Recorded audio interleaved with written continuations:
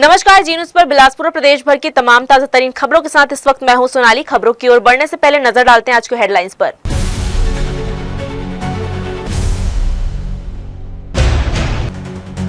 जसपुर बड़ा पर्यटन कृषि का संगम, सीएम ने जम्बूरी शुभारंभ कर कहा, संस्कृति, प्रकृति और आत्मनिर्भरता से जिले को मिलेगी नई राष्ट्रीय पहचान। महंगी बिजली पर महंत का हमला, कहा कोयला पानी होने के बावजूद जनता परेशान, बढ़ते बिलों से आम लोगों की मुश्किलें बढ़ी, सरकार से त्वरित संज्ञान की मांग। अगले शिक्षा सत्र से पहले होगी 5000 शिक्षकों की भर्ती, मंत्री गजेंद्र यादव ने अधिकारियों संग बैठक कर शिक्षा व्यवस्था मजबूत बनाने के दिए निर्देश। और विश्वकर्मा जयंती पर रेलवे क्षेत्र में उमड़ेगी भीड़, स्टेशन पुनर्विकास कार्य से फीकी हुई रौनक, फिर भी पंडालों और भंडारे से दिखेगा श्रद्धा का उत्साह। तो ये थी हेडलाइन और खबरें विस्तार से। मुख्यमंत्री विष्णुदेव साय ने जसपुर जिले के बगिया स्थित कैंप कार्यालय से जसपुर पर्यटन एवं कृषि क्रांति का शुभारंभ किया। इस मौके पर जनप्रतिनिधियों, प्रशासनिक अधिकारियों और बड़ी संख्या में नागरिकों की मौजूदगी रही। मुख्यमंत्री ने कहा है कि जसपुर प्रकृति और संस्कृति का अद्भुत संगम है और यहाँ पर्यटन के साथ कृषि भी आत्मनिर्भरता की दिशा में नए आयाम गढ़ रही है। मुख्यमंत्री ने जसपुर जम्बूरी को जिले की नई पहचान बताया है। उन्होंने कहा है कि 2024 में पहली बार आयोजित हुए इस आयोजन ने पर्यटन, इको टूरिज्म और जनजातीय संस्कृति को राष्ट्रीय स्तर पर पहचान दिलाई है। इस बार दूसरा जसपुर जम्बूरी 6 से 9 नवंबर तक आयोजित होगा, जिसमें देश विदेश के पर्यटक हिस्सा लेंगे। 4 दिनों तक रोमांचक खेल, सांस्कृतिक संध्या, लोक नृत्य, शिल्प और व्यंजन महोत्सव से लोगों को नया अनुभव मिलेगा। मुख्यमंत्री ने बताया है कि स्वदेश दर्शन योजना के तहत मयाली नेचर कैंप में बोटिंग, कैक्टस गार्डन और टेंट सुविधाएं जोड़ी गई है।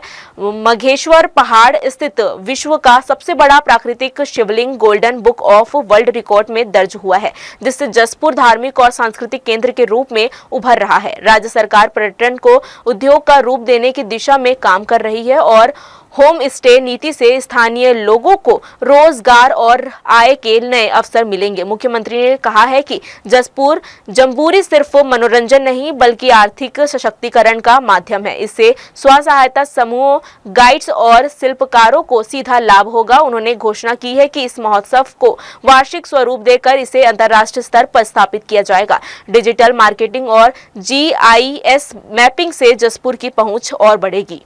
केंद्रीय राज्य मंत्री एवं बिलासपुर सांसद तोकन साहू ने रविवार को अपने बिलासपुर कार्यालय में जनदर्शन का आयोजन किया। इस दौरान बड़ी संख्या में लोग अपनी समस्याएं लेकर पहुंचे। सांसद ने एक एक कर सभी फरियादियों की बात सुनी और समाधान का आश्वासन दिया। सांसद तोकन साहू केंद्रीय मंत्री पद की जिम्मेदारियों के कारण अक्सर बाहरी राज्यों के दौरे पर रहते हैं। इस वजह से उनका संसदीय क्षेत्र में उपस्थित होना कम हो पाता है, लेकिन रविवार को अवकाश के दिन उन्होंने समय निकालकर अपने क्षेत्र के नागरिकों से रूबरू होकर निर्णय लिया। जनदर्शन में पहुंचे लोगों ने बिजली, पानी, सड़क, स्वास्थ्य सुविधाओं और प्रशासनिक दिक्कतों से संबंधित अपनी समस्याएं सांसद के सामने रखी। कुछ लोगों ने व्यक्तिगत स्तर की परेशानियां भी बताई, जिन पर मंत्री ने गंभीरता से चर्चा की। सांसद साहू ने लोगों को भरोसा दिलाया कि उनकी समस्याओं का प्राथमिकता से निराकरण किया जाएगा। उन्होंने अधिकारियों से भी कहा है कि आम जन की सुविधाओं को समय पर हल करने में किसी प्रकार की लापरवाही ना बरती जाए। जनदर्शन में शामिल लोगों ने सांसद के इस कदम का स्वागत किया और कहा है कि नियमित रूप से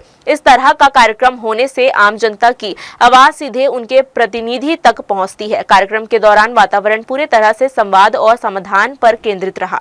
देखिए, मैं लगातार अपने संसदीय क्षेत्र के लोगों से मिलता रहता हूं। आज अवकाश का भी दिन है, उसके बाद भी मैं 10:30 बजे यहाँ पर पहुँच गया। क्योंकि केंद्रीय राज्य मंत्री के रूप में मुझे काम करने का अवसर प्राप्त हुआ है, इसलिए पूरे देश में जाना पड़ता है।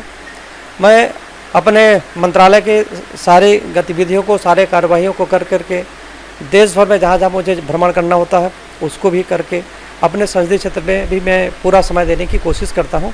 और आज आप देख रहे हैं कि छुट्टी के दिन के बाद भी इतने लोग सब इस जनदर्शन में उपस्थित है। छत्तीसगढ़ में बिजली दरों में लगातार बढ़ोतरी को लेकर सियासत तेज हो गई है। विधानसभा में नेता प्रतिपक्ष डॉक्टर चरणदास महंत ने सरकार को कटघरे में खड़ा किया है और महंत ने कहा है कि कोयला, पानी और पावर प्लांट होने के बावजूद प्रदेश में महंगी बिजली मिलना जनता के साथ अन्याय है। उन्होंने कहा है कि लगातार बढ़ते बिजली बिलों ने आम लोगों की मुश्किलें बढ़ा दी है। नेता प्रतिपक्ष ने मुख्यमंत्री से अपील की है कि वे खुद इस मामले में संज्ञान लें। उनका कहना है कि अगर अधिकारी सही जानकारी नहीं दे रहे हैं तो मुख्यमंत्री को सीधा हस्तक्षेप करना चाहिए। महंत का बयान साफ करता है कि बिजली का मुद्दा आने वाले दिनों में और तूल पकड़ेगा। मैं तो बहुत आश्चर्यचकित हूँ। मुख्यमंत्री जी को क्या हो गया यही समझ में नहीं आ रहा है।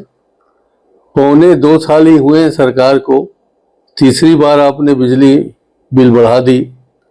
20 पैसे के नाम से आपने जो बढ़ाया, कहा कि ये ज़्यादा नहीं है। अब उसके दुष्परिणाम सामने आ रहे हैं। जब आपने बिजली बिल हाफ योजना को ही बंद कर दिया तो दिख रहा है अब लोगों को, जब बिल आने लगे हैं तो हर उपभोक्ता को लगभग 1000 रुपए की वृद्धि अपने बिल में दिख रही है। बहुत आक्रोशित है। मेरा अनुरोध है आपसे कि अभी आप 3 महीने 2.25 साल ही हुए हैं, करना क्या चाहते हैं?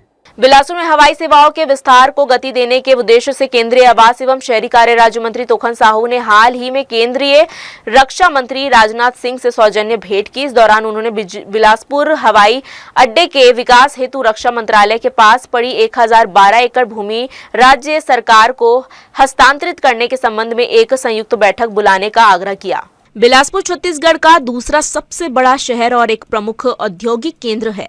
यहाँ उच्च न्यायालय के साथ साथ SCCL, NTPC और दक्षिण पूर्व मध्य रेलवे जैसी अनेक केंद्रीय संस्थाओं के मुख्यालय स्थित हैं। इसके अलावा शहर में कई महत्वपूर्ण शैक्षणिक संस्थान भी हैं। इन सब के बावजूद मौजूदा हवाई सुविधाएं शहर की बढ़ती आवश्यकताओं के अनुरूप पर्याप्त नहीं है और लंबे समय से इनके विस्तार की मांग की जा रही है। उन्होंने बताया कि हवाई अड्डे के विस्तार में सबसे बड़ी अड़चन भूमि की है। हवाई अड्डे के आसपास ही 1012 एकड़ जमीन रक्षा मंत्रालय ने आर्मी ट्रेनिंग सेंट्रल के लिए अधिग्रहित की थी, लेकिन अब ट्रेनिंग सेंटर रायपुर में स्थापित हो चुका है। परिणाम स्वरूप यह जमीन अनुपयोगी पड़ी हुई है। रनवे विस्तार के लिए इसमें से केवल 290 एकड़ भूमि की आवश्यकता है, किंतु इस भूमि के मुआवजे को लेकर राज्य सरकार और सेना के बीच मतभेद बना हुआ है। हवाई सेवा का विस्तार हो, इसके लिए मैं पहले दिन से लगा हुआ हूँ। माननीय रक्षा मंत्री जी से मैंने निवेदन किया है कि राज्य सरकार के हमारे जो सचिव हैं और रक्षा मंत्रालय के, इनकी ज्वाइंट मीटिंग बुला करके जो भी मामले है जमीन के लेन देन का उसे निपटाया जाए। तो माननीय रक्षा मंत्री जी ने कहा कि बहुत जल्दी दोनों को बुला करके इसका निराकरण करेंगे। की सुविधाएं बिलासपुर को मिलने लगेगी। देखिए, निरंतर मेरा प्रयास जारी है। जिस प्रकार से रेलवे के स्टॉपेज के लिए मैं पहले दिन से लगा रहा और आज 55 ट्रेनों का स्टॉपेज मुझे मिल चुका है, छत्तीसगढ़ को मिल चुका है। मेरा प्रयास निरंतर जारी रहेगा। इस मुद्दे के समाधान के लिए श्री साहू ने रक्षा मंत्री राजनाथ सिंह से अनुरोध किया कि छत्तीसगढ़ सरकार और रक्षा मंत्रालय के अधिकारियों की एक संयुक्त बैठक बुलाई जाए। उनका मानना है कि संवाद और सहयोग से कोई ठोस समाधान निकलेगा, जिससे बिलासपुर में हवाई सेवाओं के विस्तार का मार्ग प्रशस्त होगा। यह कदम न केवल क्षेत्रीय परिवहन सुविधा को बेहतर बनाएगा, बल्कि शहर के आर्थिक और सामाजिक विकास के लिए भी अहम साबित होगा। जी न्यूज़ के लिए कैमरामैन मनीष पाल के साथ आलोक अग्रवाल की रिपोर्ट। छत्तीसगढ़ पुलिस विभाग में करीब 6000 आरक्षक पदों पर भर्ती के लिए रविवार को लिखित परीक्षा संपन्न हुई। बिलासपुर जिले के 31 परीक्षा केंद्रों पर आयोजित इस परीक्षा में उम्मीदवारों ने भारी उत्साह के साथ हिस्सा लिया। परीक्षा में गणित के तार्किक सवालों और जनरल नॉलेज की परख की गई, जिसे कई उम्मीदवारों ने चुनौतीपूर्ण माना। व्यापम ने इस परीक्षा में उन्हें अभ्यर्थियों को शामिल किया जो कुछ महीने पहले आयोजित शारीरिक दक्षता परीक्षा में सफल हुए थे। अब शारीरिक दक्षता और लिखित परीक्षा दोनों में मिले अंकों के आधार पर ही अंतिम चयन किया जाएगा। परीक्षा में आरक्षक ट्रेंडमैन और आरक्षक होमगार्ड के लिए महिला और पुरुष अभ्यर्थियों ने हिस्सा लिया है। उपस्थिति लगभग 100% रही और 11,751 में से केवल 72 उम्मीदवार अनुपस्थित रहे। लंबे समय बाद परीक्षा में इतनी बड़ी संख्या में युवाओं की मौजूदगी ने भर्ती प्रक्रिया को खास बना दिया। ग्रामीणों और आदिवासी अंचलों से आए युवाओं ने कहा है कि बचपन से पुलिस में भर्ती होने का सपना अब साकार होने की उम्मीद जगी है। कई ने माना कि भले ही आवेदन से परीक्षा तक का सफर लंबा रहा, लेकिन मेहनत रंग लाएगी। युवा वर्ग ने इस भर्ती को सरकारी नौकरी की दिशा में बड़ा अवसर बताया। क्वेश्चन तो ठीक ही था, बट हमारे यहाँ गणित इंग्लिश ठीक, गणित और रीजनिंग ठीक ही आया था, इजी है वो। बट जीके जो था ना, इंडिया और छत्तीसगढ़ को कम क्वेश्चन पूछा इसमें। नहीं, हाँ क्वेश्चन तो होना था छत्तीसगढ़ से, जो सिलेबस में दिया उसके हिसाब से तो होना था क्वेश्चन, तो सिलेबस के हिसाब से इतना ज़्यादा क्वेश्चन नहीं आया है। मतलब मैथ्स और ना रीजनिंग का बस की थी ज़्यादा, तो वो दोनों अच्छा बना है, और इधर का नहीं की थी, जीके जीएस तो नहीं बना है। सरकंडा के इंदिरा विहार के पास कच्चा मकान बनाकर झुग्गा झोपड़ी में जमीन यापन करने वाले 87 परिवारों को खुद का पक्का मकान मिलने जा रहा है। नगर निगम द्वारा इन परिवारों का व्यवस्थापन पक्के मकान में किया जा रहा है। इसके लिए इमली भाटा में 3 ब्लॉक का नया आवास बनाया गया है। इसके साथ ही शहर की एक और बेशकीमती शासकीय जमीन अतिक्रमण मुक्त होने जा रही है। दरअसल इंदिरा विहार के बाजू में बंधुआपाड़ा शुरू होने के पहले लगभग 1.25 एकड़ शासकीय जमीन में लोग अवैध रूप से कब्जा करने झुग्गी झोपड़ी बना लिए हैं, जिसे बसोड़ मोहल्ले के नाम से जाना जाता है। इन सभी परिवारों के झुग्गी झोपड़ी से निजात दिलाकर प्रशासन प्रधानमंत्री आवास में व्यवस्थापन करने जा रही है। सड़क किनारे शासकीय जमीन में कब्जा इस क्षेत्र में व्यवस्थित विकास और पानी निकासी में बहुत बड़ी बाधा है। इन परिवारों को पक्का मकान मिलने से बहुत बड़ी राहत मिलेगी। बारिश और ठंड के मौसम में होने वाले परेशानियों से निजात मिलेगा और जीवन स्तर में बदलाव आएगा। नगर निगम द्वारा इन सभी परिवारों को आज नोटिस जारी कर प्रधानमंत्री आवास में मकान आवंटित करने की जानकारी दी गई है, जिसमें लिखा गया है कि 7 दिन के भीतर निगम कार्यालय में आवश्यक दस्तावेज जमा करें, जिसमें राशन कार्ड, आधार कार्ड जैसे दस्तावेज शामिल है, और पीएम आवास में मकान आवंटन प्राप्त करे। इससे पहले भी इन परिवारों को निगम ने नोटिस जारी किया था, पर किसी ने भी दस्तावेज जमा नहीं किया है। निगम ने नोटिस देते हुए कहा है कि 7 दिवस के भीतर दस्तावेज जमा नहीं करने और पक्का मकान आवंटन नहीं लेने पर अतिक्रमण के खिलाफ कार्रवाई की जाएगी। बिलासपुर में प्रधानमंत्री इलेक्ट्रिक बस 2024 से दिसंबर में शुरू होने जा रही है। शहर वासियों को उम्मीद थी कि इससे शहर और आसपास के इलाकों में उनका परिवहन आसान होगा, लेकिन 2025 शुरू होने के बाद भी इस दिशा में कोई कदम उठाते नजर नहीं आ रहे हैं, जिनकी वजह से लोगों की परेशानी बढ़ने लगी है। छत्तीसगढ़ के दूसरे सबसे बड़े शहर बिलासपुर में प्रधानमंत्री इलेक्ट्रिक बस 2.0 सर्विस शुरू होने जा रही है। इस योजना के तहत बिलासपुर शहर के अंदरूनी मार्गों के साथ साथ आसपास के 20 से अधिक रूट पर 35 बड़ी और 15 छोटी इलेक्ट्रिक बसों की सुविधा आमजन को मिलने वाली थी। कहा जा रहा था कि यह सुविधा 2024 के दिसंबर माह तक शुरू हो जाएगी, लेकिन 2025 शुरू हो जाने के बाद भी अब तक इस दिशा में काम शुरू नहीं हो पाया है। आज की तारीख पर इस दिशा में केवल बस स्टॉप बनाने के लिए ही टेंडर जारी हो पाया है। पहले बस स्टॉप का निर्माण होगा, उसके बाद बसें संचालित की जाएगी। ऐसे में जाहिर है कि अभी इस योजना को अमली जामा पहनाने में महीनों का समय लगेगा। देखिए, वर्तमान में ये जो सिटी बस जिला अर्बन पब्लिक सोसाइटी के माध्यम से ये संचालित हो रही थी, उसमें 5 सिटी बस ही वर्तमान में हम संचालित कर पा रहे हैं। जो पुरानी सिटी बस थी, जो लगभग 10 साल पुरानी थी, इस कारण उनका जो संचालन नहीं कर पा रहे हैं, क्योंकि वो सेफ्टी पर्पज से और बाकी अन्य चीजों को भी देखेंगे तो काफी उसमें मरम्मत की आवश्यकता थी, इस कारण उनको संचालित नहीं कर पा रहे हैं।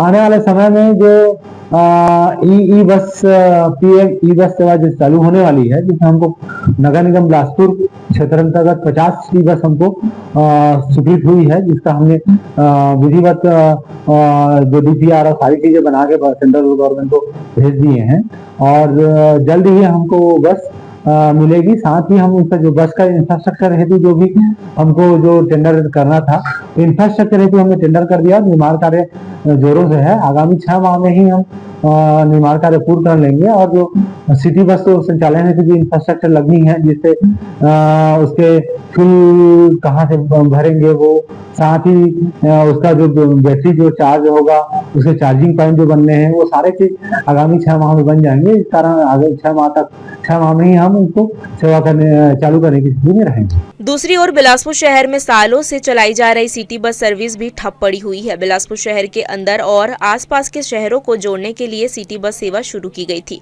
जिसमें 50 से भी अधिक सामान्य और एयर कंडीशन बसों का परिचालन किया जा रहा था। कोविड के समय में यह बसें बंद पड़ गई है। इनका परिचालन आज तक व्यवस्थित नहीं हो पाया है, जिसकी वजह से शहर वासियों को परिवहन के लिए साधन उपलब्ध नहीं हो पा रहे हैं और लोगों की समस्या लगातार बढ़ रही है। लंबे समय से बिलासपुर में सिटी बस जो बिलासपुर से लेकर के काठाकोनी, बिलासपुर से लेकर के मसूरी, बिलासपुर से लेकर के रतनपुर और बिलासपुर से लेकर के बिलाह तक के चल रहा था, जिससे आम लोगों को बड़ी सहूलियत होती थी। और जो नीचे तबके के लोग हैं, मध्यम तबके के लोग हैं, जिन लोगों को कम खर्च में अपने यातायात को सुगम स्थान पर पहुंच जाते थे। लेकिन वर्तमान स्थिति में ना तो पुराना बस चालू हो पा रहा है, 50 का 50 बस कंडम होते खड़ी है। वर्तमान में बहुत सारे चीजें आप लोगों के माध्यम से, पेपर के माध्यम से पढ़ने को और देखने को मिलता है कि बार बार नगर निगम के द्वारा, जिला प्रशासन के द्वारा ये बोला जाता है कि यहाँ पर इलेक्ट्रॉनिक बस आएगी। भारतीय जनता पार्टी की सरकार में जितने प्रकार के शब्द हैं, उन शब्दों का उपयोग करते हैं, काम होता दिख नहीं रहा है और इससे आम नागरिक परेशान है। नहीं, कुछ दिन पहले हमारी महापौर जी से बात हुई है, तो जिनका परमिट समाप्त हो गया है उनके स्थान पे दूसरी बस निगम को प्राप्त होगा और जो बसें चलाने योग्य है उसको भी मरम्मत करा के, सुधरवा के उसको भी चलवाया जाएगा, ताकि बिलासपुर वासियों से अधिक सुविधाएं आवाजाही की दी जाए। सिटी बस की तो स्थिति यह है कि बस डिपो में खड़ी खड़ी ये बसें कबाड़ हो गई है और अब केवल उनकी नीलामी ही संभव है। शहर के अंदर केवल 10-11 बसों का ही परिचालन हो पा रहा है। अब देखना यह है कि कब सिटी बस पूरी तरह बिलासपुर के सड़कों पर दौड़ती नजर आएगी। जी न्यूज के लिए कैमरामैन गोपाल मौर्य के साथ प्रियंका सिंह की रिपोर्ट। सीपत क्षेत्र में धर्मांतरण का एक नया मामला सामने आया। आरोप है कि विशेष समुदाय के कुछ लोग स्थानीय निवासियों को एकत्र कर लालच देकर धर्म परिवर्तन के लिए प्रेरित कर रहे थे। घटना की जानकारी मिलते ही हिंदू संगठनों ने विरोध दर्ज कराया और पुलिस को इसकी सूचना दी गई। रविवार को सीपत में हुई इस घटना में बड़ी संख्या में लोग एक घर पर इकट्ठा हुए थे। बताया जा रहा है कि वह कथित तौर पर नौकरी, बेहतर जीवन और समस्याओं से छुटकारे का लालच देकर लोगों को धर्मांतरण के लिए तैयार किया जा रहा था। इसी दौरान हिंदू संगठनों के पदाधिकारियों और कार्यकर्ता मौके पर पहुंचे और विरोध जताते हुए नारेबाजी करने लगे। सूचना मिलने पर पुलिस भी मौके पर पहुंची और स्थिति को नियंत्रण में लिया। पुलिस अधिकारियों का कहना है कि मामले की जांच की जा रही है और इसमें शामिल लोगों की पहचान कर आवश्यक कार्रवाई की जाएगी। फिलहाल मौके से कुछ दस्तावेज और अन्य सामग्रियां बरामद की गई है। आरोप है कि पिछले कुछ दिनों में बिलासपुर और आसपास के क्षेत्रों में धर्मांतरण के कई मामले सामने आ चुके हैं। प्रशासन और पुलिस ने स्पष्ट किया है कि किसी भी तरह की अवैध गतिविधि बर्दाश्त नहीं की जाएगी। वहीं स्थानीय संगठनों ने भी मांग की है कि ऐसे मामलों पर कड़ी कार्रवाई हो ताकि समाज में आपसी सौहार्द और शांति बनी रहे। बिलासपुर रेलवे स्टेशन का रीडेवलपमेंट प्रोजेक्ट एक बार फिर विवादों में है। करोड़ों रुपए खर्च करने का दावा कर रेलवे ने काम की शुरुआत तो जोर शोर से की थी, लेकिन पिछले 6 महीनों से यह प्रोजेक्ट ठप पड़ा हुआ है। हैरानी की बात तो यह है कि विकास कार्य के नाम पर स्टेशन परिसर में मौजूद दशकों पुराने छायादार पेड़ों को काट दिया गया और अब उन्हें अधूरा छोड़ दिया गया है। इस लापरवाही से यात्रियों और स्थानीय लोगों में गुस्सा फूट पड़ा है। देश के ए ग्रेड स्टेशनों में गिने जाने वाले बिलासपुर रेलवे स्टेशन के आधुनिकीकरण का सपना दिखाकर करोड़ों रुपए का टेंडर जारी किया था। यात्रियों को वर्ल्ड क्लास सुविधाएं देने, नए प्लेटफॉर्म और स्टेशन भवन बनाने की बात कही गई थी, लेकिन नतीजा उल्टा निकला। काम आधे में ही रोक दिया गया और जो बदलाव हुए उन्होंने यात्रियों की परेशानियां और बढ़ा दी। स्टेशन परिसर और आसपास के क्षेत्रों में लगे वर्षों पुराने विशाल वृक्षों को जड़ से उखाड़ कर काट दिया गया। ये वही पेड़ थे जिनकी छांव में यात्री तपती गर्मी और बारिश में राहत पाते थे। आज उनकी जगह केवल धूल और मलबा बचा है। स्थानीय लोगों और पर्यावरण प्रेमियों का कहना है कि रेलवे ने विकास के नाम पर प्राकृतिक विरासत को बर्बाद कर दिया। बिना किसी ठोस वैकल्पिक योजना के पेड़ काट दिए गए, जबकि इन्हें संरक्षित रखते हुए भी काम किया जा सकता था। यात्रियों का आरोप है कि स्टेशन परिसर का दृश्य अब बदसूरत हो चुका है। आधे अधूरे निर्माण कार्य और पेड़ों की कटाई ने वातावरण को भी प्रभावित किया है।